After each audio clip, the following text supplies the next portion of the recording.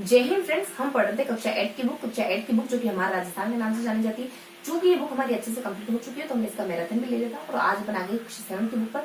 कक्षा 7 की बुक में अपन बेसिकली 2 चैप्टर पढ़ने वाले हैं। 2 चैप्टर को साथ में पढ़ रहे थे। कक्षा 8 की बुक में 2 चैप्टर को साथ पढ़ा। इस वाले सेशन में भी अपन इस वाली बुक में भी 2 चैप्टर को साथ में पढ़ते हुए चलेंगे। तो कौन कौन से चैप्टर साथ में पढ़ने वाले? आज पर देखने वाले कुछ वन और वन्य जीवों के बारे में, कुछ देखने वाले अपन खनिज और ऊर्जा संसाधन के बारे में। तो इस सेशन पर आने से पहले फटाफट अपन थोड़ा सा रिवाइज कर लेते हैं चीजों को हमेशा की तरह, ताकि चीजें थोड़ी सी याद बनी रहे। देखो, मैराथन क्लास में हमने कौन कौन से 2 चैप्टर साथ में कवर करे, उनका सिर्फ नाम मात्र लेंगे। बाकी थोड़ा सा नाम अपन कक्षा 9 की बुक के चैप्टर का भी ले लेंगे, कक्षा 10 की बुक के चैप्टर का भी ले लेंगे, ताकि चीजें जो अब तक अपन पढ़ते हैं थोड़ा सा व्यवस्थित तरीके से हमको याद रहे। तो फटाफट से शुरू करते हैं। कुछ कक्षा 8 में क्या देखते हैं अपन? कक्षा 8 में कौन कौन से चैप्टर पढ़ते हैं अपन? कुछ फर्स्ट चैप्टर पढ़ते हैं 18 स्वतंत्र क्रांति के बारे में, इससे लगता हुआ चैप्टर 18वीं शताब्दी के राजस्थान के बारे में। सेकंड, जनसंख्या के बारे में, इससे लगता हुआ एकीकरण के बारे में। देन अपन उद्योगों के बारे में, इससे लगता हुआ परिवहन पर्यटन के बारे में। देन अपन कुछ प्रशासनिक सुधार यानी विकास की योजनाएं मेन चैप्टर, और इसके साथ लगता हुआ प्रशासनिक सुधार के बारे में। देन अपन कुछ पंचायती राज व्यवस्था के बारे में यानी ग्रामीण प्रशासन के बारे में, और इससे लगता हुआ कुछ कला और संस्कृति के बारे में पढ़ते हैं। इनमें अपन कौन कौन सी चीजें पढ़ते हैं तो फटाफट से देख लेते हैं। क्रांति भी देखते हैं, कुछ क्रांति के कारण, क्रांति कहाँ कहाँ होती है, किन किन छावनियों में क्रांति होती है, उसके बारे में अपन जानकारी लेते हैं। और इसके साथ जो चैप्टर है उसके साथ अपन कुछ खास फैक्ट देखते नहीं, कुछ 3-4 फैक्ट देखते हैं जो अपन कुछ अदर फैक्ट करके देख लेते हैं, तो इसके बारे में बताने की ज्यादा जरूरत है नहीं। और सेकेंड अपन कुछ जनसंख्या के बारे में देखते हैं, 18 स्वतंत्र क्रांति फर्स्ट चैप्टर। देन अपन कुछ सेकंड चैप्टर जनसंख्या के बारे में देखते हैं। जनसंख्या वही जनसंख्या वितरण है, जनसंख्या घनत्व है, जनसंख्या लिंगानुपात हो जाता है, और फिर अपने कुछ जनसंख्या वितरण वगैरह हो जाता है। इसके साथ अपन साक्षरता वगैरह के बारे में देख लेते हैं, नदी जनसंख्या के बारे में, आदिवासी जनसंख्या के बारे में। ये सारे पॉइंट कवर करते हैं अपन जनसंख्या में। देन अपन देख लेते हैं उद्योगों में। उद्योगों में अपन 2 तरीके के उद्योगों देखते हैं। लघु उद्योगों के बारे में देखते हैं, उसके बाद थोड़ा सा अपन लघु उद्योग, और सेकेंडली अपन कुछ कुटीर उद्योग को देखते हैं। लघु उद्योग में सिर्फ हथकरघा उद्योग के बारे में देखते हैं, कृषि उद्योग के बारे में देखते हैं। सेकेंडली अपन कुटीर उद्योग में देखते हैं। कुटीर उद्योग में कौन कौन से? कुछ बेसिकली 7 उद्योग देखते हैं, 4 उद्योग थोड़े से बड़े होते हैं, जैसे कि अपन सूती वस्त्र उद्योग के बारे में देख लेते हैं, चीनी सीमेंट उद्योग के बारे में देख लेते हैं, उसके साथ शक्कर उद्योग, चीनी उद्योग के बारे में देख लेते हैं, इसके साथ खनिज उद्योगों के बारे में देख लेते हैं, नमक उद्योग के बारे में, और वनस्पति उद्योगों के बारे में देख लेते हैं, वनस्पति घी के उद्योग देख लेते हैं। उसके बाद अपन कांच के उद्योग के बारे में देख लेते हैं। ये लास्ट वाले जो 2-3 उद्योग है ना, ये बहुत छोटे छोटे से होते हैं। बाकी जो पहले डिस्क्राइब कर ना, सूती है, शक्कर, सीमेंट है और खनिज उद्योग, ये थोड़े से ज्यादा फैक्चुअल होते हैं, मतलब थोड़ी सी ज्यादा जानकारी दी होना इनके बारे में। नेक्स्ट इसके बारे में देख लेते हैं। इससे लगता हुआ कौन सा चैप्टर देखते हैं? इससे लगता हुआ अपन परिवहन पर्यटन के बारे में देखते हैं, उसमें कुछ खास जानकारी होती नहीं। उसके बाद नेक्स्ट अपन चैप्टर देख लेते हैं विकास की योजना। विकास की योजना में कुछ 5 कम्युनिटी से बिलोंग करने वाली विकास योजनाओं के बारे में देखते हैं अपन। किसानों से जुड़ी, युवाओं से जुड़ी, स्वास्थ्य से जुड़ी, महिलाओं से जुड़ी, गाँव से जुड़ी, और इसके साथ कुछ अलग कुछ इतर योजनाएं देख लेते हैं जो अन्य महत्वपूर्ण योजनाएं तो उनके बारे में देख लेते हैं। देन अपन लास्ट चैप्टर देख लेते हैं कुछ कला संस्कृति के बारे में। और कला संस्कृति वाले चैप्टर के साथ अपन देखते हैं एक महत्वपूर्ण चैप्टर कला संस्कृति के साथ लगता हुआ चैप्टर, हल्का सा चैप्टर है। देन मेन चैप्टर देखते हैं अपन प्रशासन के बारे में, यानी कुछ ग्रामीण प्रशासन जिसमें नगरीय प्रशासन में पढ़ लेते हैं अपन, उसमें शहरी प्रशासन में पढ़ लेते हैं। तो हल्के हल्के से जानकारी लेते हैं प्रशासन में। वही अपन 4 स्तर देख लेते हैं, जैसे पंचायत हो जाती है, समिति हो जाती है, जिला परिषद वगैरह हो जाती है, इसके साथ हमारी ग्राम सभा वगैरह हो जाती है। सेकेंड अपन थोड़ा सा नगरीय प्रशासन में नगर निगम है, नगर परिषद है, नगर पालिका है, इनके बारे में हल्के हल्के जानकारी। That's it. ये था हमारे कक्षा 8 का मैराथन का रिविजन जो हमने कल लिया है, ठीक है। और इससे पहले अपन कक्षा 9 की बुक पढ़ चुके हैं, इससे पहले कक्षा 10 की बुक पढ़ चुके हैं। सिर्फ और सिर्फ लेसन के नाम लूंगी ताकि आपको अब तक पता चलता है कि हमने कौन कौन से चैप्टर पढ़ लिए। देखो, कक्षा 9 की बुक में कौन कौन से चैप्टर पढ़े हमने पढ़ा। कक्षा 9 की बुक में देखो थोड़ा सा रिविजन करना मस्त होता है, रिविजन करना तो मस्त होता है। इस वजह से मैं हर बार लेसन के नाम ही ले सकूं तो लेती हूँ, ताकि आपको मुझे क्लियर होता रहे हाँ ये चीज हमने व्यवस्थित तरीके से पढ़ ली। देखो, तो क्या क्या चीजें हमने देखी। हम कक्षा 9 की बुक में देख लेते हैं कुछ किसान आंदोलन के शुरू करते हैं क्रांति से, 18 स्वतंत्र क्रांति और क्रांतिकारी। साथ में अपन देख लेते हैं किसान आंदोलन और आदिवासी आंदोलन, दोनों आंदोलन एक साथ ही देख लेते हैं। देन अपन प्रजामंडल आंदोलन और इसके साथ एकीकरण देख लेते हैं। लास्ट वाला चैप्टर इतना इंपॉर्टेंट नहीं है, शौर्य परंपरा से जुड़ा कुछ खास इंपॉर्टेंट जानकारी उसमें है नहीं, तो लास्ट अपन उसको सिंगल देखते हैं। कुछ शौर्य परंपरा के बारे में है। और 2 चैप्टर, ये जो तीन चैप्टर ना आपस में कोरिलेट करते हैं, तो इसे ध्यान रखोगे। चैप्टर के नाम में आपको पता होना चाहिए कि अपन क्या देखते हैं, किस तरीके से बुक को रिवाइज करोगे। जब आप कॉपी बंद करके या फिर रजिस्टर बंद करके चीजों को अच्छे से रिवाइज कर लेते हो तब कॉन्फिडेंस आता है। ये कंडीशन कब आती है? जब आपको व्यवस्थित तरीके से सब कुछ पता होता है, कौन से चैप्टर है, कौन से चैप्टर का डिजिट कौन सी है, कौन से चैप्टर 5th है, कौन से चैप्टर 3rd है, कौन से चैप्टर 1st है। इस तरीके से आपको सब कुछ पता होता है ना, तब आप अच्छे से चीजों को रिवाइज कर पाते हो। मतलब इसका मतलब ये है कि आपने बहुत बेहतरीन तरीके से पढ़ रखा है। अगर आपको पेज नंबर तक याद हो गई ये बात यहाँ लिखी हुई, इसका मतलब बहुत अच्छे से याद करा आपने, ठीक है। बहुत ज्यादा समय नहीं है, फटाफट से शुरू करते हैं, मतलब कंटिन्यू करते हैं। नेक्स्ट अपन देखते हैं कक्षा 10 की बुक के हल्के हल्के से नाम सिर्फ लेसन के नाम लेते हैं। पहले अपन देखते हैं कुछ शुरुआत करते हैं अपन इतिहास से, यानी राजस्थान के इतिहास के बारे में जानकारी लेते हैं। देन अपन कुछ लोक देवता के बारे में जानकारी ले लेते हैं। उसके बाद अपन वस्त्र और आभूषणों के बारे में, दिन मेले त्योहारों के बारे में, दिन चित्रकला लोककला के बारे में। ये 5 चैप्टर कौन से, ये 5 चैप्टर हमारे शुरुआती 5 चैप्टर। लास्ट वाले 5 चैप्टर कौन से, छठा अपने स्थापत्य के बारे में पढ़ लेते हैं, सातवां संगीत के बारे में, आठवां नृत्य और नाट्य के बारे में, नवा हमारा राजस्थान के कल्चर के बारे, राजस्थानी साहित्य के बारे में, 10वां अपने कुछ राजस्थान के प्रमुख पर्यटन स्थलों के बारे में, और 11वां चैप्टर आ जाता है राजस्थान के प्रमुख व्यक्तित्व के बारे में। मे भी ये आपको याद हो ना हो, लेकिन याद कर जरूर है, ताकि चीजें आपको व्यवस्थित क्लियरिटी के साथ पता चल जाए। ठीक है, तो व्यवस्थित तरीके से चीजों को याद करते हैं तो कॉन्फिडेंस बूस्ट होता है कि हाँ चीजें अच्छे से याद है, और आगे भी अपन इसी तरीके से व्यवस्थित तरीके से पढ़ते रहेंगे और अच्छे तरीके से चीजों को याद करते हैं। तो फटाफट से अपन आज का सेशन शुरू करते हैं। तो बेसिकली आज के सेशन में क्या देखने वाले, कक्षा 7 की बुक के 2 चैप्टर देखने वाले। कौन कौन से चैप्टर देखने वाले, एक तो देखने वाले अपन एक वन्य जीव के बारे में और कुछ वनों के बारे में, वन्य जीव और वनों के बारे में। सेकंड चैप्टर अपन कुछ ऊर्जा संसाधनों के बारे में और खनिज संसाधनों के बारे में देखने वाले। तो इस तरीके से अपन आज 2 चैप्टर को अच्छे से कवर करने वाले। कौन कौन से 2 चैप्टर है हमारे, तो आज के टॉपिक में अपन 2 चैप्टर को अच्छे से कवर करेंगे। बहुत ज्यादा जानकारी नहीं है, लेकिन आप कोशिश करना कि फटाफट से आप चीजों को गेन कर सको। बहुत ज्यादा फैक्ट नहीं है, लेकिन हाँ थोड़ा सा डिटेल एनालिसिस रहेगा आज का, लेकिन बहुत ज्यादा भी नहीं है। देखो यहाँ पर देखने वाले वनों के बारे में, वनों व वन्य जीवों के बारे में फर्स्ट चैप्टर है। सेकंड चैप्टर अपने खनिज और ऊर्जा संसाधन, खनिज व ऊर्जा संसाधन के बारे में। तो इन दोनों चैप्टर के बारे में पढ़ने वाले अपन, वनों और वन्यजीवों के बारे में, खनिज और ऊर्जा संसाधनों के बारे में अपन पढ़ने वाले। ठीक है, तो देखो वनों और वन्यजीव से शुरू करते हैं और खनिज और ऊर्जा संसाधन से फिनिश करेंगे। तो देखो चैप्टर नंबर फर्स्ट कौन सा है, चैप्टर नंबर फर्स्ट है हमारा वन व वन्य जीव। क्या जानकारी लेने वाले इसमें, वन और वन्य जीव में। देखो बेसिकली सिर्फ इतना पढ़ने वाले अपन, सिर्फ इतनी ही जानकारी वन में और वन्य जीव में कि देखो वनों के प्रकार देखने वाले अपन। वन कितने प्रकार के होते हैं, वनों को 2 कैटेगरी में अपन डिवाइड करेंगे, 2 तरीके से पढ़ेंगे, 2 आधार में पढ़ेंगे, और थोड़ा सा अपन वन संरक्षण नीति के बारे में देख लेंगे। इसलिए तो अपन 3 पॉइंट देखने वाले। वन्य जीवन क्या देखने वाले, वन्य जीवन कौन कौन से अभ्यान राजस्थान में, कौन कौन से नेशनल पार्क राजस्थान में, कौन कौन से बाघ परियोजना राजस्थान में चल रही है। इसके अलावा कुछ थोड़ा सा ये देख लेंगे ऊँट के बारे में कि कौन सा अपने थोड़ा सा अपना राजस्थान के जो राज्य पशु है ना उनके बारे में, ऊँट चिंकार के बारे में हल्की सी जानकारी देखो मैंने अभी बता दी। बस इतना देखने वाले, बेसिकली 3 इधर देखने वाले, तीन बातें इधर देखने वाले। शुरू करते हैं अपन वन से। देखो वनों के प्रकार, छोटी सी बुक है, कक्षा 7 की बुक है, तो ज्यादा जानकारी नहीं है। देखो वनों में क्या देखते हैं अपन, वनों के प्रकार कितने होते हैं बेसिकली। तो यहाँ पे एक तो आरक्षित वन बता रखा है, आरक्षित, संरक्षित और अवर्गीकृत वन। 3 प्रकार के होते हैं, अवर्गीकृत वन। ये 3 प्रकार के वन होते हैं। थोड़ा सा अरेंज कर लो, थोड़ा सा। हाँ, तो अवर्गीकृत ये कितने परसेंट है, ये 1 बटे यानी 1/3, ये 1/3 पाया जाता है राजस्थान में। ये 1 मतलब कि 50% है। और इसके बारे में डिस्क्राइब है। ये वाले वन कौन से होते हैं, जहाँ सरकार का पूर्ण प्रतिबंध होता है, आप किसी काम के लिए एंटर नहीं कर सकते। यहाँ अगर पशु को चराना हो, अगर आपको इमारती लकड़ी चाहिए तो आप एंटर कर सकते। अवर्गीकृत वन, इनके बारे में कोई इन्फॉर्मेशन है ही नहीं। तो बस ये वनों के प्रकार, फर्स्टली वनों के प्रकार ये बताते हैं। सेकंड जो वन के प्रकार है ना, वो थोड़ा भौगोलिक आधार पर बताते हैं। राजस्थान में भौगोलिक आधार पर बेसिकली 3 तरीके के वन पाए जाते हैं। एक तो वो जिसमें कांटे, एक वो जिसमें पत्ते झड़े, जो अपने पत्ते झाड़ देता है। एक वन वो जो सदाबहार है, हमेशा हरा भरा रहता है, हमेशा खुश मिजाज रहता है, एक इंसान की तरह। ठीक है, मतलब कि हमारे ह्यूमन बिहेवियर की तरह कोई इंसान जो हमेशा हंसते मुस्कुराते रहता है, और कोई इंसान पतझड़ वन की तरह होता है। बस जब देखो जब रोना बिलखना ही करते रहता है। वो आप पे डिपेंड करता है कि आपको आपकी जिंदगी कैसे जीनी है, आंसुओं के साथ जीनी या फिर स्माइल के साथ जीनी है। तो देखो जीना तो है ही, तो अच्छे से क्यों ना जी, एक लाइफ मुझे बहुत ही अच्छे से एंजॉय करते हैं। अगर पढ़ाई करनी तो पढ़ाई को एंजॉय करो, है। तो यहाँ आरक्षित संरक्षित और यहाँ क्या बताते हैं, यहाँ बेसिकली अपन 3 तरीके के वन बताते हैं। और एक तो अपना आ जाता है कुछ कटीले, एक है पतझड़, और लास्ट में बता देते हैं सदाबहार। इनके बारे में कुछ जानकारी नहीं है, बस इतना देखते हैं ये कौन कौन से स्थानों में पाए जाते हैं, किस किस तरीके की वनस्पतियां मिलती है, और थोड़ा सा अपन कभी विशेषता देख लेते हैं कि इसमें कांटे वगैरह होते हैं, ये पत्तियां झाड़ देते हैं, ये हमेशा हरे भरे रहते हैं।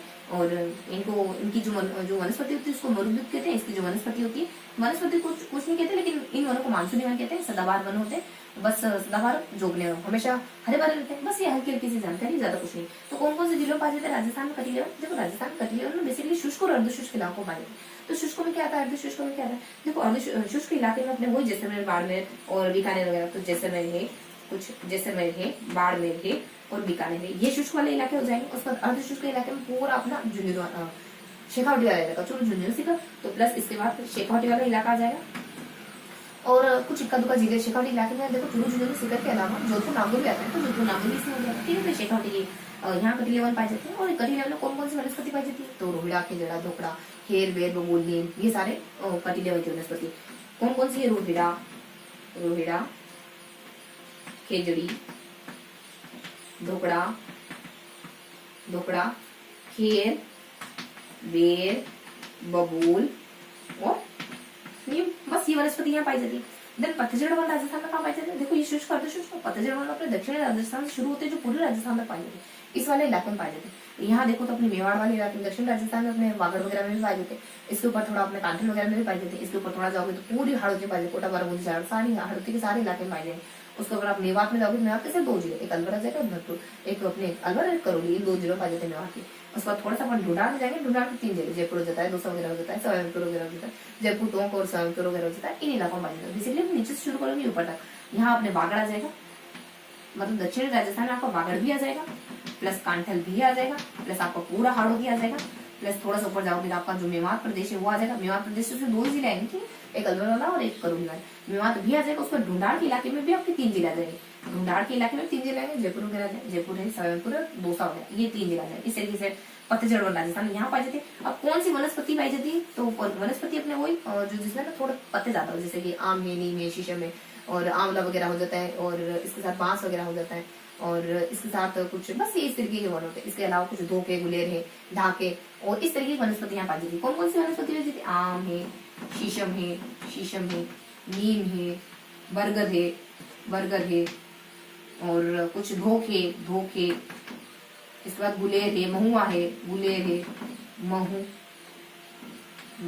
महुआ हो गया, और सागवान वगैरह हो जाता है, सागवान यहाँ पे भी है, और बांस वगैरह हो जाता है, आंवला वगैरह हो जाता है। बांस लिख दिया मैंने? नहीं लिखा, तो बांस है और आंवला है, इस तरीके की वनस्पति यहाँ पाई जाती है, ठीक है। ये सारी वनस्पति पतझड़ वन में पाई जाती है। और सदाबहार वन ये कहाँ पाई जाती है? देख लिया, सदाबहार वन सिर्फ और सिर्फ सिरोही के माउंट आबू इलाके में पाई जाती है, क्योंकि वहीं ज्यादा बारिश होती है, सबसे ज्यादा बारिश होती है ना। और एक ही प्रकार कुछ 2-3 वनस्पति जिसमें बहुत ज्यादा पत्तियां हो, बहुत ज्यादा घना हो, कौन सी इसमें से? देखो सागवान है, कुछ बांस है और आम है, ये तीनों सागवान। तो देखो फटाफट से देख लेते हैं, सागवान, बांस और आम, सागवान, बांस और आम, इस बारे में अपन जानकारी लेते हैं, है ना। तो बहुत ज्यादा इसको लेनी नहीं किसी में, और मुश्किल से अपन देखो अभी तो शुरुआत ही करिए, तो अभी मेल की क्या बात करूं, लेकिन हाँ फटाफट से अपन फिनिश कर देंगे इसको। तो इस तरीके से अपन हल्की हल्की जानकारी देखते हैं। कुछ विशेषता मैंने आपको बताई दी। इसकी वनस्पति को क्या कहते हैं? मरुद्भिद। तो एक ही विशेषता होती है मरुद्भिद। और यहाँ मानसूनी वन भी कहते हैं। और यहाँ कुछ खास इन्फॉर्मेशन नहीं, पत्तियां ज्यादा ग्रीष्म ऋतु में। तो ये हल्की जानकारी दोनों। आरक्षित देखो फटाफट से देख लेते हैं। आरक्षित संरक्षित अवधि, ये 1/3 पाए जाते हैं, ये 50% है, इनका कोई गिवन नहीं। कटिली वन प्रजनन सदा कहाँ पाए जाते हैं? पूरी हमारे इस तरह पाए जाते हैं, मारवाड़ के इलाके में, जैसे जैसलमेर हो गया, बीकानेर, बाड़मेर वगैरह। और थोड़ा सा हमारे शेखावटी इलाके में पाए जाते, चुरू से शेखावटी इलाके में। मतलब कि शेखावटी के मतलब अर्धशुष्क, कहने का मतलब क्या है? अर्धशुष्क। ये शुष्क है, ये अर्धशुष्क है। अर्धशुष्क में शेखावटी भी आता है, जोधपुर और नागौर भी आता है। पतझड़ वन नीचे से लगा करके शुरू कर दो, दक्षिण से शुरू कर दो पूर्व तक। वागड़ हो गया, कांठल हो गया, हाड़ौती हो गया, मेवाड़ हो गया, ढूंढाड़ हो गया, है ना।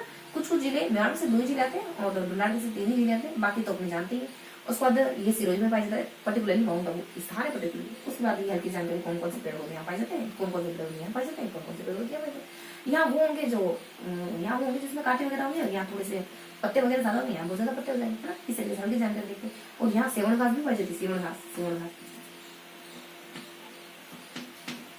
घास भी यहीं पाई जाती है, ठीक है। और इसकी विशेषता क्या होती है? छोटी छोटी पत्तियां होती है, जड़ी गहरी होती है, कांटे लगे होते हैं, जड़ी गहरी क्यों? क्योंकि पानी लास्ट में गिरी हो जाती है। तो इस तरीके से हल्की इन्फॉर्मेशन थी वनों के प्रकार के बारे में। और क्या देखने वाले वनों में? देखो वनों में तो प्रकार ही देखने थे, बस वनों के प्रकार देखने हमने। थोड़ा सा वन नीति के बारे में देख लेंगे। वन संरक्षण नीति। देखो वन संरक्षण नीति क्या है? वन संरक्षण नीति। देखो क्या देखते हैं अपन वन संरक्षण नीति में से इतनी जानकारी देखते हैं कि वन संरक्षण नीति आती है, वन संरक्षण की नीति आई थी अपने 1952 में। उसके अनुसार 33% वन होने कंपलसरी है किसी भी राज्य की खुशहाल जिंदगी के लिए। एक अपने राजस्थान वन संरक्षण नीति आती है, वो कहती है कि नहीं इतने नहीं चाहिए, केवल 10% चाहिए। और थोड़ा सा फैक्ट देखते हैं इसमें, ये 2 तो इससे जुड़े फैक्ट आ जाते हैं। 2 राज्य अपने जोधपुर के बारे में आता है कि काजरी और आफरी कहाँ पाए जाते हैं अपने? देखो काजरी और आफरी ये जोधपुर में मौजूद है। काजरी की फुल फॉर्म कुछ अपने शुष्क वन क्षेत्र, मतलब केंद्रीय शुष्क वन अनुसंधान, केंद्रीय शुष्क वन नहीं, केंद्रीय शुष्क अनुसंधान, है ना। और इसका हो जाता है कुछ शुष्क वन अनुसंधान। देखो लिख देती हूँ मैं, शुष्क अनुसंधान, शुष्क क्षेत्र अनुसंधान, अनुसंधान, और इसका हो जाता है शुष्क वन अनुसंधान, शुष्क वन अनुसंधान। ठीक है, अनुसंधान ये है ना सेंट्रल का, केंद्रीय शुष्क क्षेत्र अनुसंधान, और आखिरी का हो जाता है शुष्क वन अनुसंधान। ठीक है, बिल्कुल सेम है ना। तो इस तरीके से अपन हल्की जानकारी लेते जोधपुर में। थोड़ा सा अपन अमृता देवी का किस्सा भी आता है। तो अमृता देवी के बारे में क्या जानकारी थी, ये बताया जाता है कि अमृता देवी कुछ समय था अपने, ठीक है ये तो हो गया, समय था अपने कुछ 1730 का, जब 363 बिश्नोई मारे गए थे, और इसी सिलसिले में एक यहाँ पर मृगवन की स्थापना कर दी गई, मृगवन, और मृगवन की स्थापना के साथ यहाँ पर भादों की दशमी को मेला भी लगता है, भादों की दशमी को वृक्ष मेला, एकमात्र वृक्ष मेला। तो ये हल्का सा थोड़ा सा इतिहास के बारे में जानकारी। देखो वन संरक्षण नीति में क्या क्या जानकारी है, वन संरक्षण नीति भारत के पर्सपेक्टिव में देखें तो कुछ 52 में 33% वन होने चाहिए। राजस्थान वन संरक्षण नीति 2010 में आती है और कहती है 10%। तो वन संरक्षण नीति 2010 में आती है और कहती है कि 10% वन तो होने ही चाहिए। जोधपुर में जो फैक्ट वहां गिवन थे ना वो बताइए। जोधपुर में काजरू राफरी की फुल फॉर्म हमने देख ली, ठीक है। और अपने अमृता देवी थोड़ा सा किस्सा बताते हैं कि 1770 में एक घटना हुई थी, 363 बिश्नोई को मार दिया था, उसी के उपलक्ष्य में और ये घटना हुई थी। तो इसी घटना को हम याद रखें, भूलिए ना। इस वजह से मृगवन की स्थापना कर दी गई वहां पर, और भारत देश में को एकमात्र वृक्ष मिला। यहाँ पे लगता है अपने कहाँ लगता है, तो जोधपुर में लगता है। जोधपुर के पर्टिकुलर स्थान को लेके खेजड़ी, जोधपुर के खेजड़ी में लगता है, ठीक है। तो ये हल्की सी इंफॉर्मेशन थी इसके बारे में। वन संरक्षण से जुड़ी कुछ बातें थी। तो इससे संबंधित हमें कुछ कितने फैक्ट देखे, एक फैक्ट है, 2 3, तो मुश्किल से हमने 3 फैक्ट कवर करे, ठीक है। तो ये जानकारी होगी मेरी सारी वनों के बारे में। इसके बाद क्या देखा आपने, इसके बाद क्या देखना है, बेसिकली वन्य जीव के बारे में देखना है। देखो वन्य जीव में क्या इन्फॉर्मेशन है देख लेते अपन वन्य जीव। तो वन्य जीव में क्या पढ़ने वाले हैं, देखो वन्य जीव में अपन 3 चीजें देखेंगे। अभ्यारण्यों के बारे में देख लेंगे, नेशनल पार्क के बारे में देख लेंगे, बाघ परियोजना के बारे में देख लेंगे, उसके बाद वेटलैंड इलाके यानी कि नमभूमि क्षेत्र, ये 4 बिंदु देखेंगे, हल्के हल्के जानकारी, ठीक है। तो क्या है देखो वनों में, एक तो अभ्यारण्य देख लेते अपन, अभ्यारण्य। सेकेंडली अपन चलो अभ्यारण्य थोड़ा सा ज्यादा है, बाकी बहुत माइनस जानकारी। अभ्यारण्य राजस्थान में कहाँ का है, देखो मैं थोड़ा सा राजस्थान का नक्शा ड्रॉ करने की कोशिश करूंगी।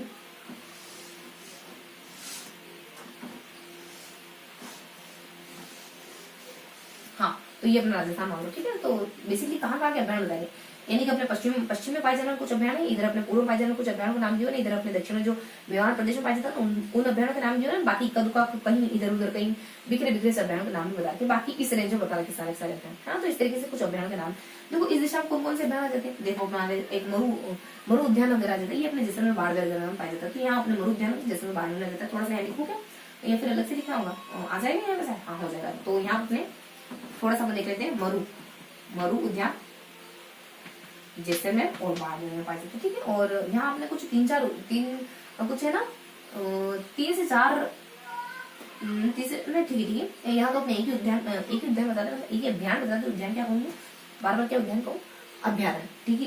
इस तरफ अपने एक ही अभ्यारण बताया, इस तरफ अपने कुछ 4 अभ्यारण, इस तरफ भी अपने दक्षिण में भी 4 अभ्यारण।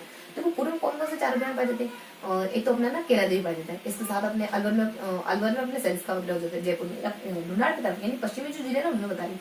जयपुर में अपने जम्वा रामगढ़ वगैरह हो जाता है, केला देवी से पाया जाता है, सवाईमाधोपुर करौली पाया जाता है, सवाईमाधोपुर और करौली में भी इन्हीं जिलों में चमल घड़ियाल भी पाया जाता है, इसके साथ तो कोटा और धौलपुर में भी पाया जाता है। तो यहाँ अपने कुछ 4 अभ्यारण आने वाले। यहाँ आपने देखो एक तो जम्वा रामगढ़ आ जाएगा, जम्वा रामगढ़ जयपुर, और इसके साथ सिंगल अभ्यारण एक अलवर में पाया जाना सरिस्का जो कि अपने अलवर में आएगा।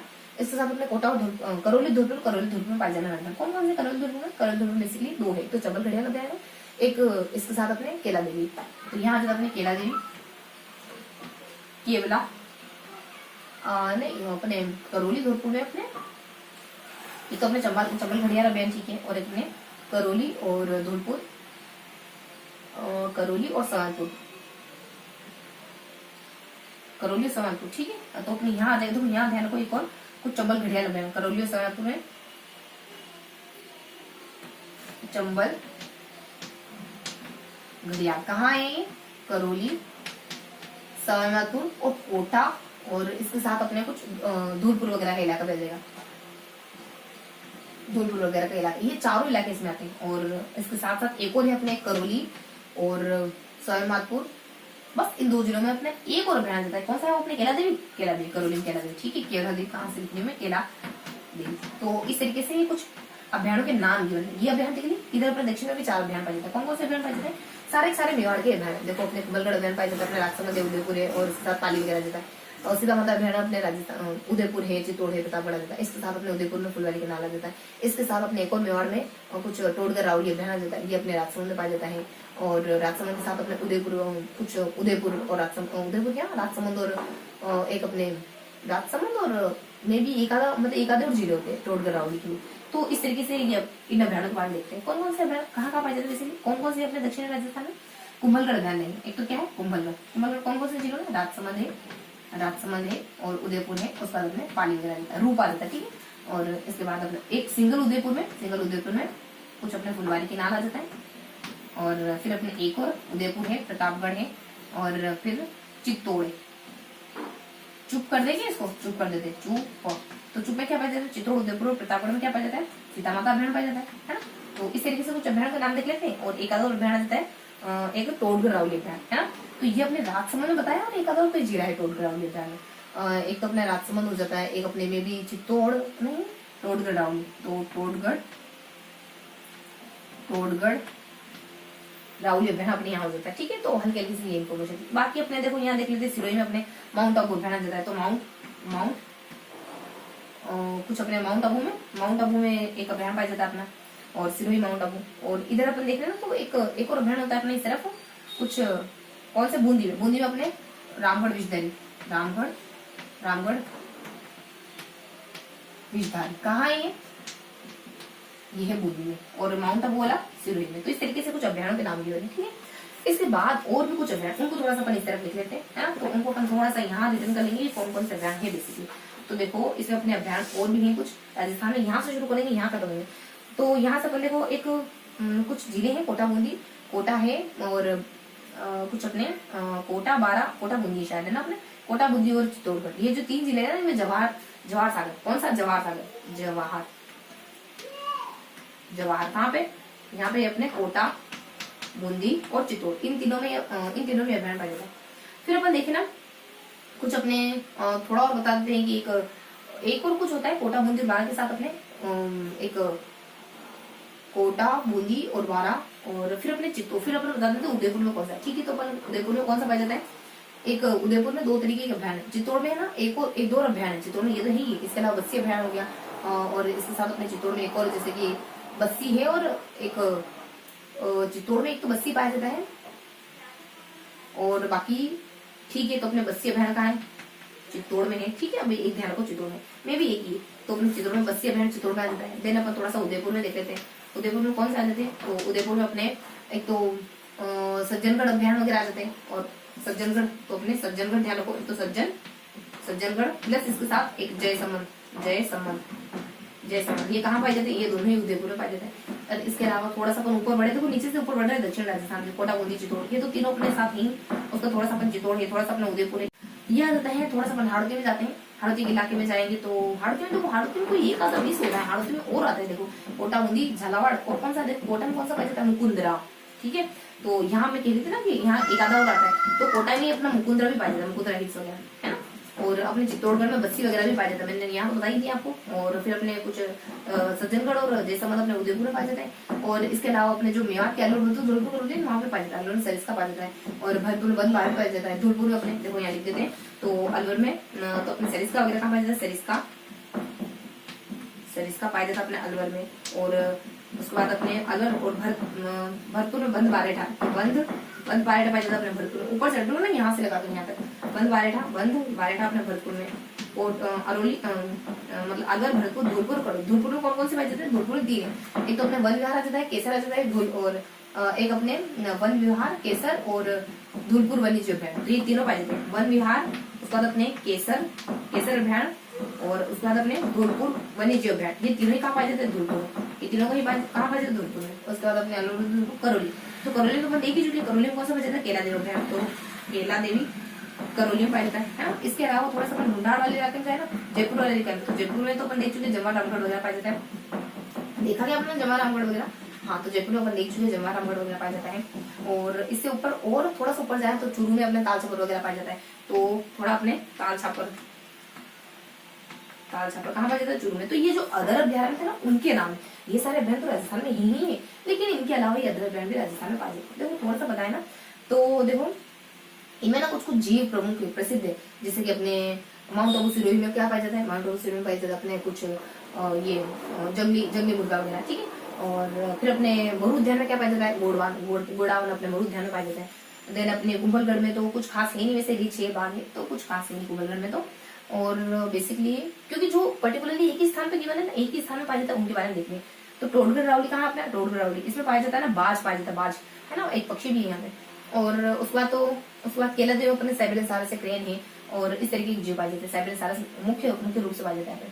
और सरिस्का में बाघ जानते हैं अपन, और रामगढ़ विषधारी में सांप पाए जाते हैं, विषधारी सांप पाए जाते हैं, ठीक है।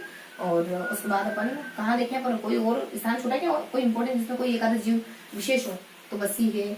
बाकी तो कोई ठीक है। सरिस्का है, जवाहर रामगढ़, केला देवी, उसके बाद अपने मरु उद्यान है, माउंट आबू सिरोही देख लिया, कुंभलगढ़ देख लिया, और फुलवारी नाल देख लिया।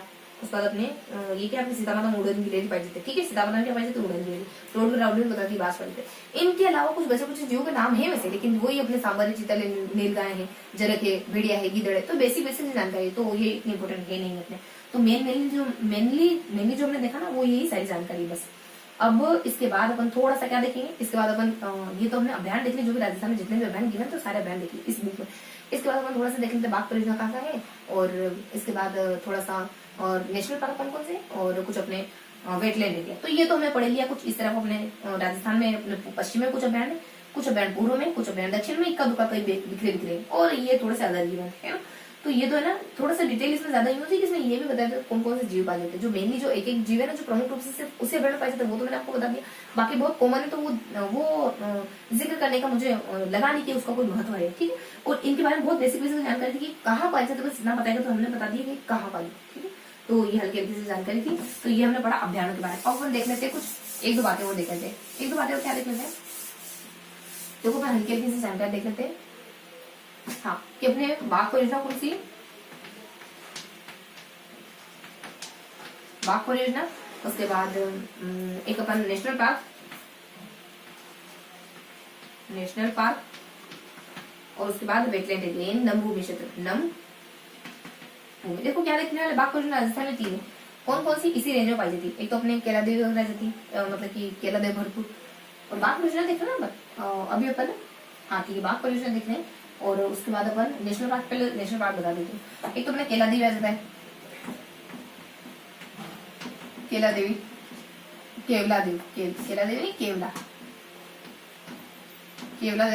राष्ट्रीय पार्क है। उसके बाद इससे थोड़ा सा नीचे आएंगे तो एक अपने रणथंभौर आ जाएगा, रणथंभौर नेशनल पार्क है।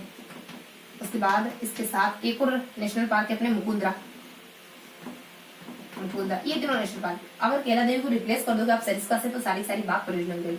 सरिस्का है प्लस रणथंभौर है प्लस मुकुंदरा, ये क्या है? सारी बाघ परियोजना है। उसके बाद अपने नमभूमि इलाके कौन से?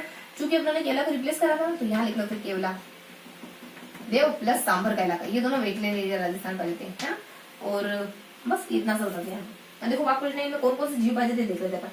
बाघ परियोजना ये तीनों है, और नेशनल पार्क के तीनों। नेशनल पार्क में कौन कौन से जीव जंतु विशेष रूप से पाए जाते हैं? केला देव अपने और साइबेरियन सारस है, चीनी मुर्गी, जल मुर्गी, और प्रिंटेड है, क्रास्टेड है, और नहीं प्रिंटेड क्रास्टेड यहाँ नहीं कहीं और धौलपुर वाले डैम। तो अपने साइबेरियन सारस है, और कुछ बगुला है, बया है, बटेर है, बुलबुल है, और इस तरीके के जीव पाए जाते अपने यहाँ केला देव है। तो ये जीव कुछ प्रमुख है, तो इनको ध्यान रखना है। उसके बाद नेक्स्ट अपन बता देते हैं रणथंभौर में देखो बाघ पाए जाते हैं, मुकुंदरा में अपने बाघ पाए जाते हैं, मेनली तो बाघ ही पाए जाते हैं। बाकी थोड़ा थोड़ा और बता देते हैं कि नीलगाय है, चीतल है, सांबर है, जरक है, भेड़िया है, गिदड़ है, बाघ है, बाज तो नहीं, कुछ अपने बस इसी तरीके के नाम जो रहते हैं, बहुत कॉमन से नाम होते हैं मालिक। और बाकी अपने को ना केवला देव में ध्यान रखने की जरूरत है, साइबेरियन सारस हो जाता है, और बया है, बटेर है, बुलबुल है, और बस इस तरीके के नाम होता है केवला देव। नमभूमि में क्या देखते हैं? नमभूमि दोनों इलाके नमभूमि कैटेगरी में आते हैं। बस इतनी सी जानकारी हमें कुछ और देखनी थी अभियानों के अलावा। तो ये चैप्टर हमारा फिनिश हो गया वन्य जीव के बारे में, है ना। और अब देखो एक आधी बातों का इक्का दुक्का बिखरी हुई थी कि हमारे राजस्थान में जो ऊँट है वो अपने पालतू कैटेगरी का राज्य पशु है, और चिंकारा हमारे वन्य जीव कैटेगरी का राज्य पशु, ठीक है। तो इस तरीके से हमने कुछ वन और वन्य जीव चैप्टर को अच्छे से फिनिश कर लिया, ठीक है। हल्की हल्की जानकारी थी, कुछ ज्यादा विषय जानकारी थी नहीं। अब हम नेक्स्ट चैप्टर देख लेते हैं जो कि जुड़ा हुआ अपने ऊर्जा संसाधनों से और खनिज संसाधनों से जुड़ा। ठीक है, अब 2 मिनट में पहुंच दूंगी, बस 2 मिनट तो बहुत ज्यादा हो जाएंगे, बस 1 मिनट थोड़ा सा रुकना है ना, मैं आती हूँ 1 सेकंड।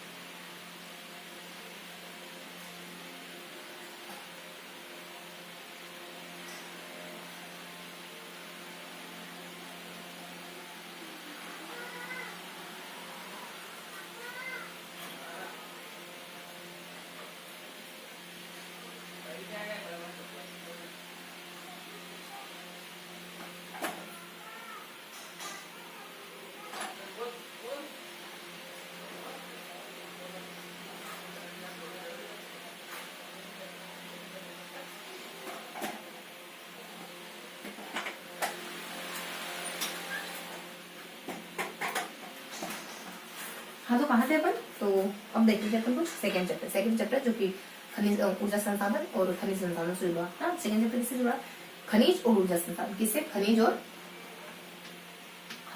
व ऊर्जा संसाधन। तो इसको अपन 2 कैटेगरी में बांट देंगे, खनिज के बारे में पढ़ेंगे, ऊर्जा संसाधन के बारे में पढ़ेंगे।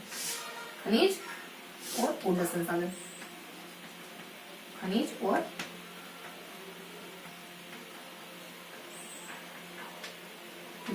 क्या जानकारी देखेंगे, ये देखेंगे राजस्थान में अलग अलग प्रकार के खनिज और राजस्थान में कहाँ पाए जाते हैं। ऊर्जा संसाधन 2 तरीके से पढ़ेंगे, परंपरागत ऊर्जा स्रोत, गैर परंपरागत ऊर्जा स्रोत। कौन कौन से परंपरागत है, कौन कौन से गैर परंपरागत है। परंपरागत में कोयला है, पेट्रोलियम तेल, खनिज तेल वगैरह हो जाता है और प्राकृतिक गैस वगैरह हो जाता है इस तरीके से, और कुछ जल विद्युत हो जाता है, ये प्राकृतिक ऊर्जा स्रोत है। गैर प्राकृतिक या नवीन कुछ परंपरागत या फिर गैर परंपरागत। तो गैर परंपरागत में परमाणु ऊर्जा है, बायोगैस ऊर्जा है, सौर ऊर्जा है, पवन ऊर्जा, इस तरीके से अपन हल्की की जानकारी लेना। खनिजों में कौन कौन से खनिज अपन देखेंगे, वो जिप्सम है, अब्रक है, चूना है और संगमरमर वगैरह हो जाता है। इसके साथ कुछ अपने तांबा है, चांदी है। चांदी के साथ जब चांदी जहाँ मिलेगी वहाँ अपने मतलब सीसा जिसको जहाँ मिलता है चांदी तो मिलती है, तो चांदी है, सीसा जिसका वगैरह हो जाता है, लोहा वगैरह हो जाता है। ये सारे खनिज अपन ये देखेंगे, इन सारे खनिजों बेसिकली ये देखेंगे ये राजस्थान में कहाँ पाए जाएंगे, और थोड़ा थोड़ा ये भी देखेंगे इन खनिजों के बेसिकली उपयोग है क्या, क्यों खोदते हैं, क्यों खनिज निकालते हैं, है ना। तो इस तरीके से हल्का सा हल्की हल्की जानकारी लेना है खनिज वाले ऊर्जा संसाधन के। ऊर्जा संसाधन तो 2 तरीके से पढ़ने वाले हैं, परंपरागत और गैर परंपरागत। तो शुरू करते हैं अपन खनिज से, तो ये अपना फर्स्ट ये चैप्टर है खनिज ऊर्जा संसाधन। तो देखो खनिज में अपन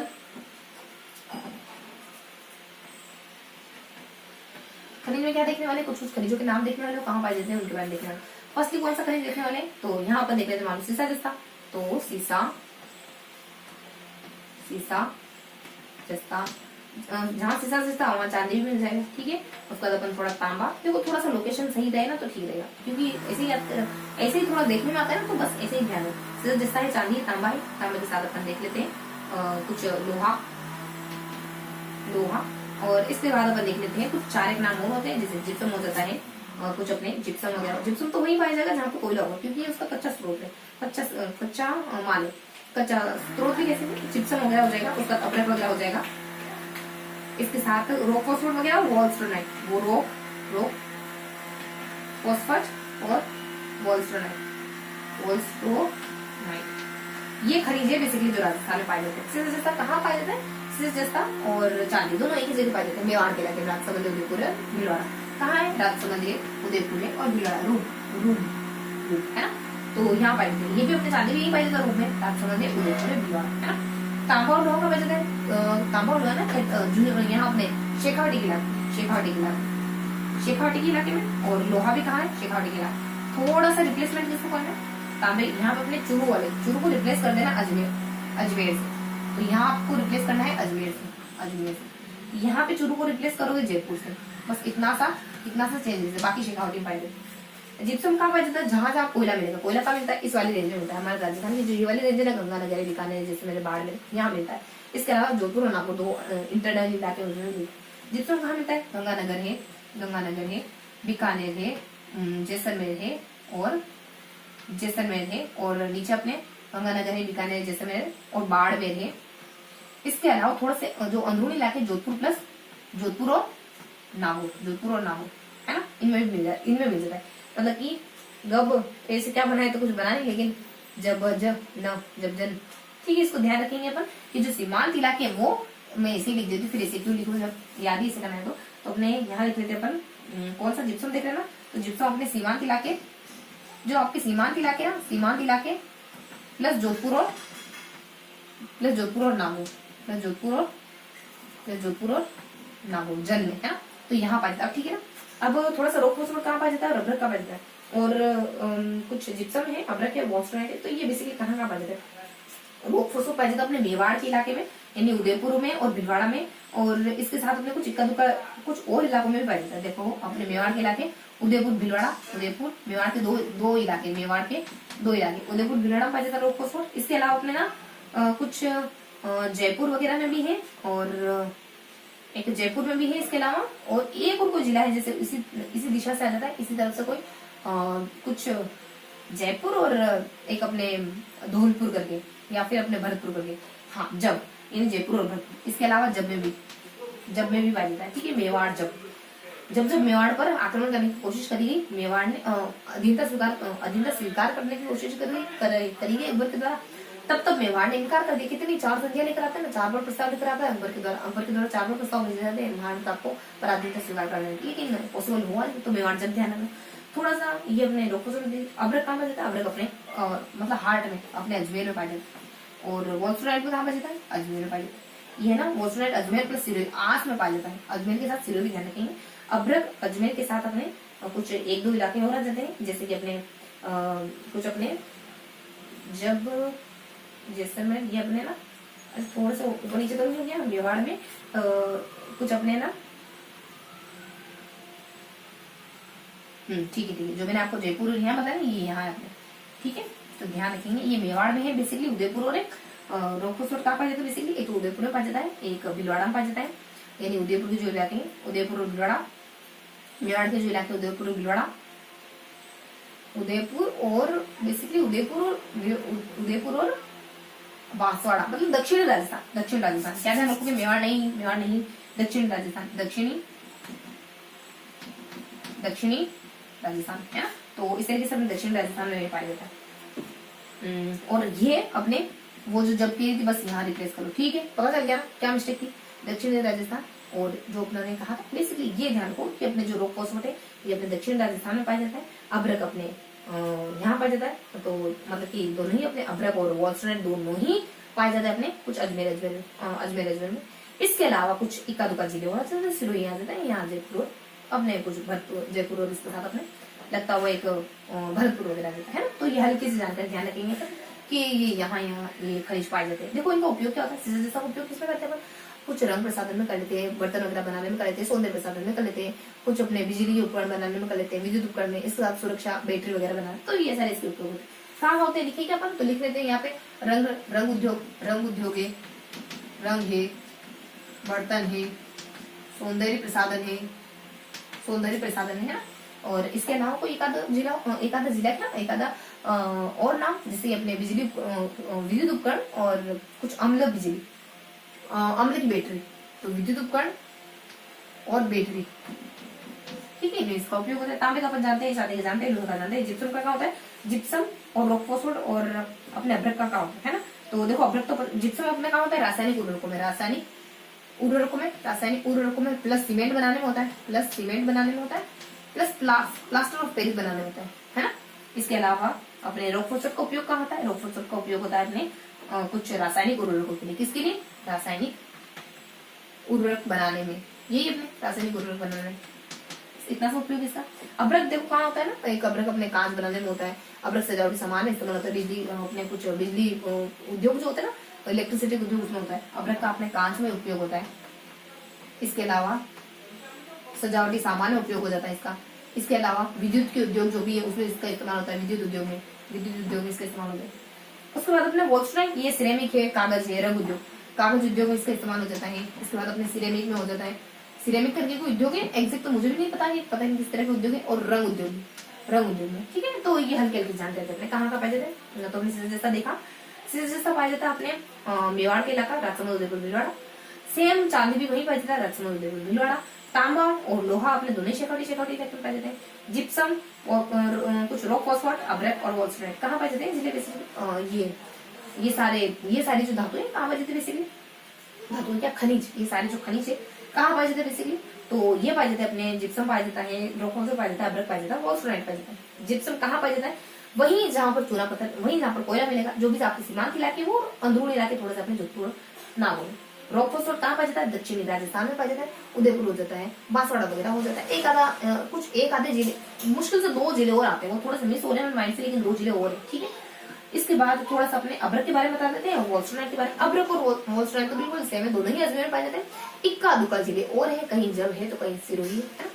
इस तरीके से हम जान सकते हैं किस किस चीजों में इस्तेमाल होते हैं। ये सीजर्स आपके रंग बनाने, मतलब बर्तनों के लिए, रंग के लिए, सौंदर्य प्रसाधन के लिए, बिजली के लिए, और इसके साथ अपने कुछ एक अम्ल की बैटरी बनाने के लिए इस्तेमाल हो जाता है। और हमारे जिप्सम का इस्तेमाल होता है सीमेंट में, रासायनिक उर्वरकों में और प्लास्टर ऑफ पेरिस में। नेक्स्ट अब्रक का इस्तेमाल होता है। अब्रक होता है कांच में, सजावट में, और इसके साथ कुछ अपने एक कांच वगैरह हो जाते हैं और सजावट का सामान वगैरह, बिजली के जो उद्योग होते हैं उसमें इस्तेमाल। वॉल्सराइट का होता है रंग उद्योग में, कागज उद्योग में, इसके अलावा सिरेमिक उद्योग में। तो ये बेसिक इन्फॉर्मेशन थी इन सारे खनिजों के बारे में, कहाँ पाया जाता है इस बारे में, और किन किन चीजों में इसका उपयोग होता है इस बारे में, है। तो इस तरीके से हमने कुछ खनिजों को पढ़ लिया। इसके बाद कुछ 3 खनिज और है, क्योंकि स्पेस की वजह से अपन यहाँ उनको डिस्क्राइब नहीं कर पाए, तो कुछ 2-3 खनिज और है, ज्यादा नहीं है। तो 2-3 खनिज कौन कौन से अपने राजस्थान में? एक तो अपने राजस्थान में संगमरमर भी है, संगमरमर, इसके अलावा चूना, इसके अलावा ग्रेनाइट। कहाँ का है संगमरमर? देखो ये अपना रानू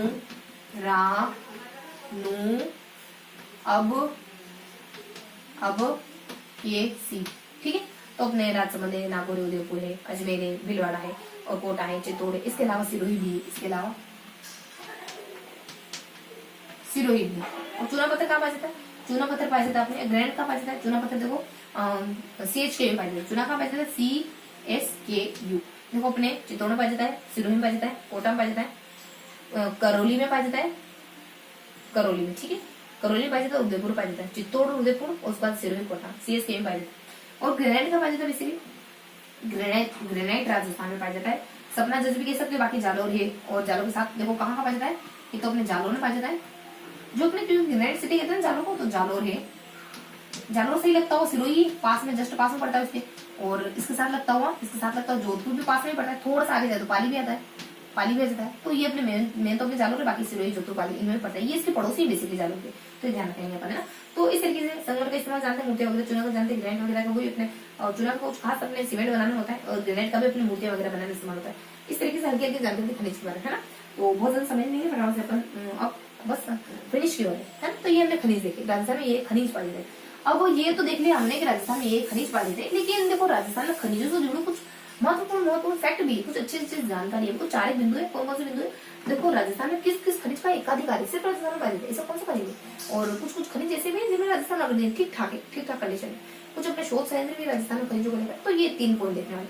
देखो एकाधिकार कौन सा खनिज है? वही सारे खनिज है, जैसे कि अपने कुछ जो हमने पहले डिस्क्राइब करे ना, वही सारे रॉक, एक अपने सीसा जस्ता वगैरह हो जाता है, इसके अलावा कुछ वॉल्स्ट्रोनाइट वगैरह हो जाता है, इसके अलावा अपने जेस्पार वगैरह, जो मैंने आपको सामने में गिवन करे थे ना, बताया था ना आपको, सीसा जस्ता वगैरह, लास्ट में वॉल्स्ट्रोनाइट पड़ा था। इसके अलावा थोड़ा सा जो अपने नहीं पड़ा वो अपने जेस्पार वगैरह, तो यहाँ जेस्पर वगैरह। तो यहाँ अपने कौन कौन से सीसा जस्ता ये हमने पढ़ा है, इसमें अपने राजस्थान एकाधिकार रखता है।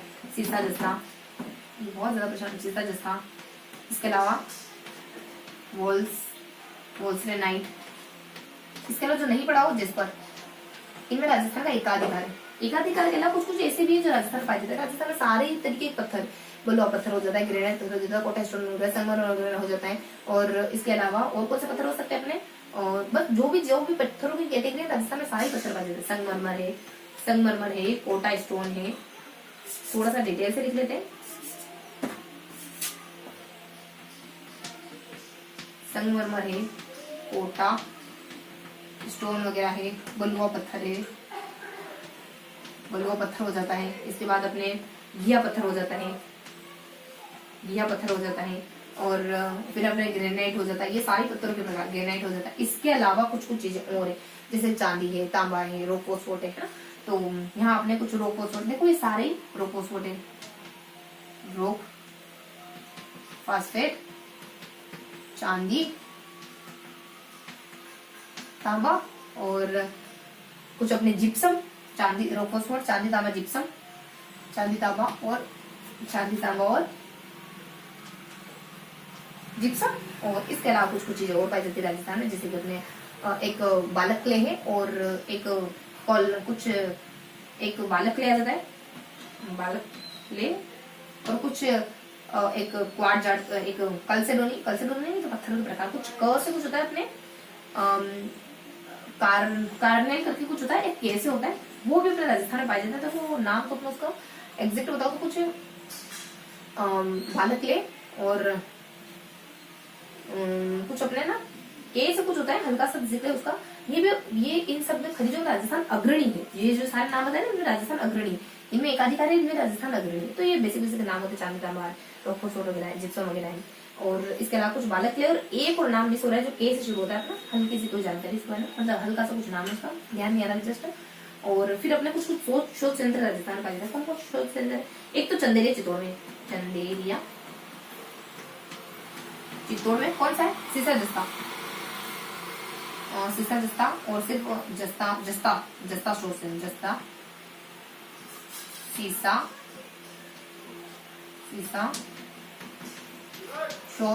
जस्ता शोध सेंटर, और एक जस्ता शोध सेंटर, सीसा जस्ता शोध सेंटर का है चंदेरिया चित्तौड़ में शोध संयंत्र। और इसके अलावा देवारी उदयपुर में सेंटर के नाम से जानते हैं, जस्ता शोध संयंत्र।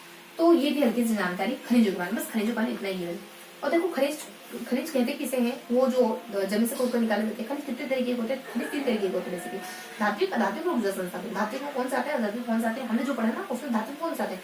तो चांदी है तो चांदी, तांबा, लोहा और कुछ इस तरीके, ये तो अपन जानते हैं। इसके अलावा मैग्नीज भी आता है, ध्यान रखने की बात। और अधात्विक कौन से आते हैं? सारे पत्थर अधात्विक ही है ना, गिया पत्थर है, चूना पत्थर है, ग्रेनाइट है, जालौन पाया जाने वाला ग्रेनाइट है, कोटा स्टोन वगैरह, गिया पत्थर वगैरह, और संगमरमर, ये सारे नॉन खनिज मतलब कि अधात्विक कैटेगरी में आते हैं। इसके अलावा जो अधात्विक कैटेगरी में आते हैं, जो ध्यान रखना, रॉक फॉस्फेट, जिप्सम और अभ्रक, ये तीनों जो खनिज है ना जो राजस्थान में पाए जाते हैं, ये अधात्विक कैटेगरी के। रॉक फॉस्फेट, अभ्रक, जिप्सम, 3 ध्यान रखेंगे। रॉक फॉस्फेट 90% पाया जाता है राजस्थान में। कहाँ पाया जाता है? मेवाड़ के इलाके में, अपने बताया ना अपने उदयपुर, राजसमंद, भिलवाड़ा, है ना। इसके अलावा कुछ महत्वपूर्ण जानकारी हो कि अपने कुछ ऊर्जा खनिज में कौन सा आते हैं? कोयला है, पेट्रोलियम है, प्राकृतिक गैस वगैरह। तो मैं प्रकार बता रही हूँ ना कि ये 3 प्रकार होते हैं। और ये खनिज और धात्विक अधात्विक क्या होता है? धात्विक जो एज इट इज इस्तेमाल कर लिए जाते हैं, अधात्विक खनिज जिनको थोड़ा सा, अधात्विक खनिज जो एज इट इज इस्तेमाल होते हैं, और धात्विक खनिज जिनको अपन गला वाला के कुछ अलग अलग फॉर्म में उसका इस्तेमाल कर सकते हैं, अलग अलग फॉर्म में इनको बदला जा सकता है। तो बेसिक इन्फॉर्मेशन थी, हमने साथ में कवर कर लिया। तो ये सारे वो खनिज है जो इस बुक में गिवन है। इन खनिजों के बारे में इस बुक में अच्छे से जानकारी दी हुई कि ये सारे खनिज होते हैं। अब नेक्स्ट जानकारी बतानी है अपने को कुछ ऊर्जा संसाधनों के बारे में। ये तो हमने खनिज देख ली, ऊर्जा संसाधन में क्या देखना, बस हल्की सी जानकारी। कुछ 4 तरीके के ऊर्जा संसाधन देखने वाले, कोयला है, प्राकृतिक गैस है, पेट्रोल वगैरह, खनिज से पेट्रोल, कोयला, पेट्रोल, प्राकृतिक गैस, इसके बाद अपने जल विद्युत है, और इसके बाद अपन गैर परंपरागत। तो यहाँ पर पहले परंपरागत देख लेते हैं। परंपरागत कौन कौन से आएंगे? एक तो कोयला के बारे में पढ़ेंगे, उसके बाद अपन खनिज तेल के बारे में, गैस एक ही साथ निकलती है। जब भी खनिज तेल निकलता है ना उसके साथ, मतलब पेट्रोल निकलता है उसके साथ प्राकृतिक गैस भी निकलती है, तो दोनों एक साथ पढ़ने वाले। देखो कोयला थोड़ा सा ऊपर लिख देते ताकि चीजें अपन अच्छी तरीके पर यहाँ से अपने कुछ परंपरागत ऊर्जा को देख रहे हैं ना, परंपरागत। सबसे पहले अपन देख रहे हैं कोयला। तो कोयला कहाँ का पाया जाता है? राजस्थान में।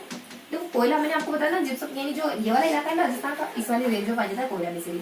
बाकी अपन थोड़ा सा हाड़ौती में भी कोयला पाया जाता है, हाड़ौती वाले इलाके में भी कोयला पाया जाता है। कहाँ पाया जाता है कोयला? अपने पाया जाता है ना, यहाँ से शुरू करो यहाँ, तो अपने गंगानगर आ जाएगा, सीमांत इलाके सारे, सीमांत, गंगानगर, बीकानेर, जैसलमेर, बाड़मेर। देखो जो यहाँ पर्टिकुलर स्थान भी तुम्हें को नाम लिखने ही होंगे, तो गंगानगर आ जाएगा, और गंगानगर है, उसके साथ अपने बीकानेर है, जैसलमेर है, प्लस बाड़मेर है। इसके अलावा 2 नामों की मैंने एक आधा नाम होते, जैसे नागौर मिला जाएगा, नागौर। ये सीमांत इलाके, गंगानगर, बीकानेर, जैसलमेर, बिल्कुल सीमांत है, एक के बाद एक आते सीक्वेंस है। उसके बाद नागौर इंटरनल इलाका ध्यान रखना। गंगानगर में तो क्या है? गंगानगर में पहला सुपर थर्मल, पहला super thermal power plant. Bikaner के बरसिंहपुर और पालाना, बरसिंहपुर और पालाम, यहाँ पे देखने को मिलता है कोयला। और जैसलमेर का कोई नाम गिवन है नहीं, और बाड़मेर के अपने कपूरोड़ी, कपूरोड़ी, नागौर का अपने मेड़ता रोड,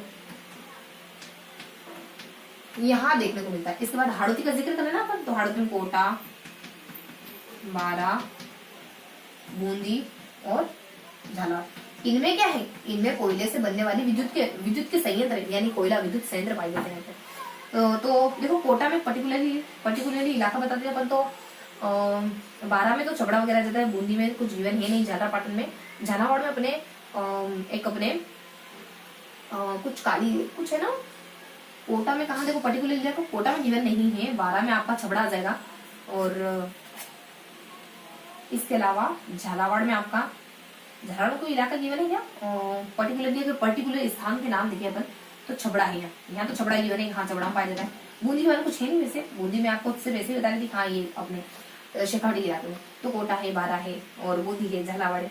तो यहाँ है ना इसके अलावा ठीक है अपने हाड़ौती पाया जाता है। और हाँ बाड़मेर में एक और इन्फॉर्मेशन कर दूं, बस एक और जानकारी कपूरी, लेकिन बाड़मेर का जो गिरल का इलाका है ना, वहां पर कुछ है ना लिग्नाइट कोयले पर बेस्ड विद्युत बनाई जाती है। वैसे कोयला 4 प्रकार का होता है, एंथ्रासाइट, बिटुमेन, लिग्नाइट, पीटे, तो इसमें से सबसे अच्छा एंथ्रासाइट होता है, लेकिन राजस्थान में जो अपने लिग्नाइट किस्म का जो कोयला है उससे जो विद्युत बनाई जाती है ना, उसका संयंत्र गिरल में, तो बाड़मेर में एक कपड़ोड़ी तो है सही, लेकिन गिरल में थोड़ा सा अलग थर्ड प्रकार का जो कोयला है उससे बनने वाली विद्युत संयंत्र मौजूद है।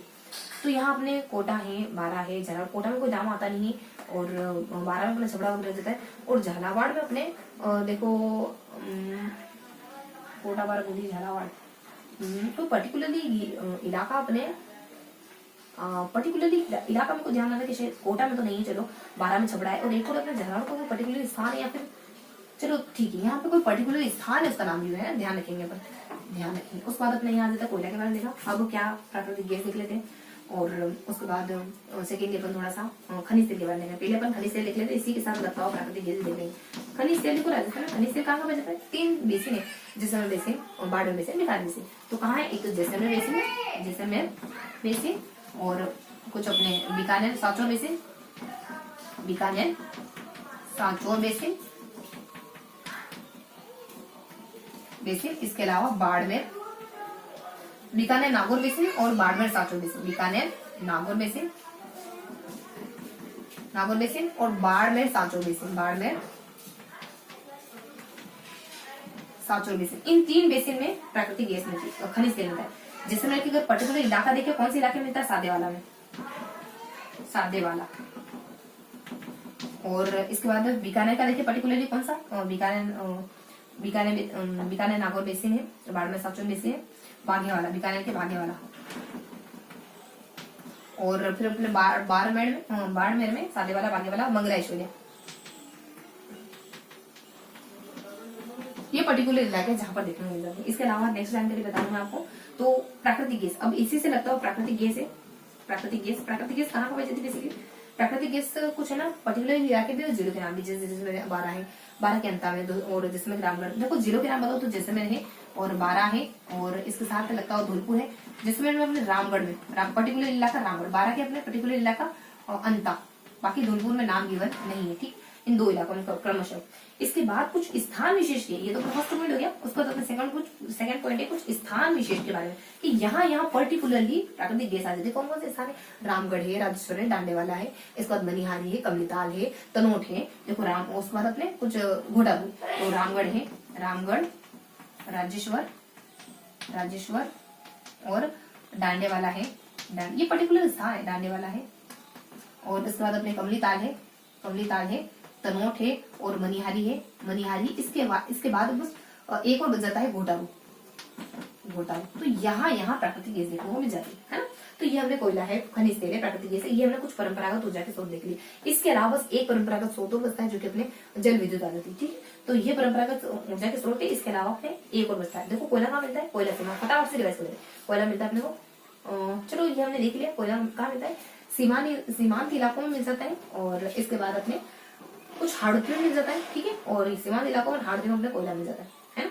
और पर्टिकुलरली स्थान विशेष देख ले, हाँ इन मतलब कि इन स्थानों पर मिलता है, ठीक है।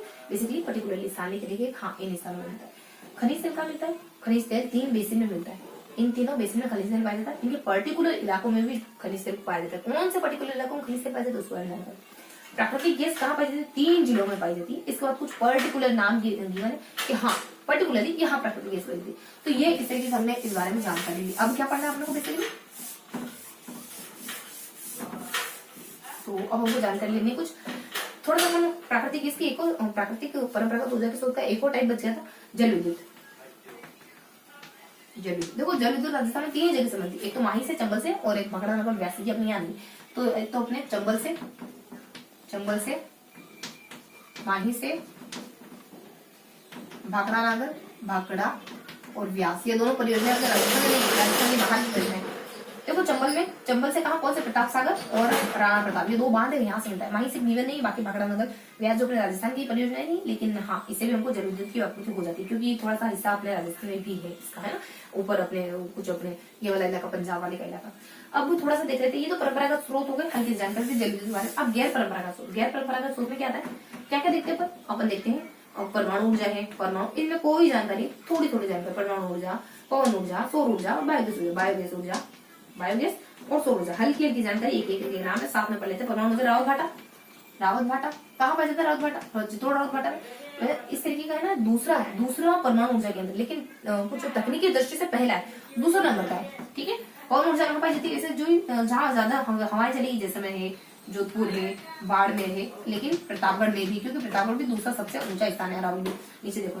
उसको बायोगैस अपने एक तो जयपुर में प्लस अपने उदयपुर में, बस इतना ही। देन सौर ऊर्जा भांडला जोधपुर में सबसे बड़ा सोलर पार्क बना हुआ, बस ये हल्की जानकारी। तो ये हमने देख लिया। परमाणु ऊर्जा कहाँ पाई जाएगी? अपने रावत भाटा चित्तौड़ में पाई जाएगी, दूसरा नंबर का है बेसिकली। और पहले नंबर का गिवन है नहीं, उसको आधार पर यहाँ अपने पवन ऊर्जा अपने जैसे में जोधपुर और बाड़मेर में पाई जाती है, प्लस प्रतापगढ़ में भी पाई जाती है। बायोगैस उदयपुर में पाई जाती है, जयपुर में पाई जाती है। सौर ऊर्जा का भांडला जोधपुर में सबसे बड़ा सोलर पार्क बना हुआ है यहाँ पे। तो ये हमने देख लिया गैर परंपरागत ऊर्जा के स्रोत के बारे में। तो इस तरीके से हमने इन दोनों चैप्टर के बारे में फटाफट से जानकारी ली। तो क्या देखने वाले अपन किस तरीके से, तो अब अपन देख लेंगे कुछ, हाँ तो फटाफट से 5 चीजों को अच्छे से रिवाइज कर लेते हैं। हमने क्या जानकारी ली बेसिकली, तो हम जानकारी लेते हैं 2 चैप्टर के बारे में। 2 चैप्टर कौन कौन से हैं हमारे? फर्स्ट चैप्टर अपन देखते हैं वन और वन्यजीवों के बारे में। सेकंड चैप्टर पर देखते हैं खनिज और ऊर्जा संसाधन के बारे में। वन क्या देखते हैं, उनके प्रकार देखते हैं बेसिकली, है ना, 2 प्रकार से, यानी भौतिक आधार वन कितने प्रकार के होते हैं वो देखते हैं, देन अदर प्रकार देख लेते हैं। इसको थोड़ा सा वन संरक्षण नीति, तो बेसिकली अपन 3 पॉइंट में कवर करते हैं। इसके बाद अपन वन्यजीव के बारे में देखते हैं। क्या देखते हैं वन्यजीव में? हल्की से जानकारी देते हैं वन्यजीव में। वन्यजीव के लिए अपन वन्यजीव अभियान के बारे में पढ़ते हैं, और इनके कुछ नेशनल पार्क बने उनके बारे में पढ़ते हैं, इनके कुछ बाग परियोजना इनसे जुड़ी उनके बारे में पढ़ते हैं, वेटलैंड इलाके के बारे में पढ़ते हैं। तो इस तरीके से जीवों से जुड़ी कुछ 4 बिंदुओं को अपन अच्छे से कवर करते हैं। वनों से जुड़े 3 बिंदु अपन पढ़ते हैं। देन आ जाते हैं अपन सेकंड लेसन पर। सेकंड लेसन में क्या पढ़ते हैं अपन? सेकंड लेसन में ऊर्जा के संसाधन कौन कौन से, देन खनिज संसाधन कौन कौन से, खनिज और ऊर्जा संसाधन। खनिज बेसिकली देखो 3 तरीके के खनिज होते हैं, लेकिन हम यहाँ सिर्फ इतना देखते हैं कि कौन कौन से खनिज है, राजस्थान में किन किन स्थानों पर पाए जाते हैं, और थोड़ा सा अपन देखते हैं खनिजों का उपयोग क्या है इसलिए। इसके बाद अपन सीधा ऊर्जा संसाधन पे आते हैं। ऊर्जा संसाधन अपन दो कैटेगरी पढ़ते हैं, परंपरागत, गैर परंपरागत। परंपरागत में कौन सा आते हैं, गैर परंपरागत कौन सा? देखो परंपरागत में कोयला, पेट्रोल, खनिज तेल पेट्रोल, कोयला, पेट्रोल, प्राकृतिक गैस और जल विद्युत, ये अपन परंपरागत में इतना ही देखते हैं। ये सारी चीजें कहाँ मौजूद है, कहाँ पाई जाती है? राजस्थान में, बस इतनी जानकारी है। और लास्टली पर गैर परंपरागत ऊर्जा स्रोत। गैर परंपरागत ऊर्जा स्रोत क्या देखते हैं, कौन कौन से गैर परंपरागत ऊर्जा स्रोत होते हैं, साधन है, मतलब कि कौन कौन से ऐसे सोर्स है जिनसे हमें गैर परंपरागत तरीके से ऊर्जा की प्राप्ति होती हो। ये राजस्थान में कहाँ पाए जाते हैं? परमाणु है, बायोगैस है, सौर ऊर्जा है, पवन ऊर्जा, इस तरीके से देखते हैं। और राजस्थान में कहाँ पाए जाते हैं? इस तरीके से अपन हल्की से जानकारी देते हैं। और सबसे ज्यादा जानकारी हमने किस बारे में ली? हमने थोड़ी सी डिटेल जानकारी ली थी अभ्यारणों के बारे में, कि राजस्थान में अभ्यारण कहाँ पाए जाते हैं। तो बेसिकली अभ्यारण कहाँ पाए जाते हैं? एक तो अपने कुछ अभ्यारण अपने पश्चिम में पाए जाता है, एक मरु उद्यान करके, कुछ अभ्यारण ऐसे ही जो अपने पूर्व में पाए जाते हैं। पूर्व में कुछ 4 अभ्यारण पाए जाते हैं, कुछ जयपुर में है, कुछ अलवर वगैरह में हो जाते हैं, कुछ अपने करौली धोधपुर, कुछ करौली धोधपुर केवलाद हो जाता है, एक अपने जबलगढ़। देन अपन कुछ मेवाड़ में देख लेते हैं, मेवाड़ में कुंभलगढ़ वगैरह, फुलवारी किनार वगैरह, सीता माता वगैरह, उसके बाद टोडकर रावली, ये सारे ही उदयपुर पाए जाते हैं, है ना। बस टोडकर रावली को छोड़ दे उदयपुर में नहीं, बाकी सारे मेवाड़ के इलाके, हालांकि राजस्थान में मेवाड़ के इलाके, तो सारे ही मेवाड़ के इलाके पाए जाते हैं। कुछ बिखरे इधर उधर भी ऐसे सिरों अपने माउंट आबू अभ्यारण जाते हैं, सिरों में पाए जाता है। देन थोड़ा सा अपन एक और देख लेते हैं, इधर बिखरा हुआ अपने कोटा, जो कि मुकुंद रेंज वगैरह पाया जाता है कोटा में अपने, है ना। और या फिर बूंदी में इधर कोटा मुकुंद रेंज में, और बूंदी में अपने रामगढ़ विजयदर भी। तो इस तरीके से अपन कुछ हल्की सी जानकारी लेते हैं दोनों चैप्टर में। तो ये था हमारा आज का पूरा सेशन। तो आई होप आज का सेशन आपको पसंद आया होगा। फिर मिलेंगे ऐसे किसी अगले सेशन में, तब तक के लिए जय हिंद।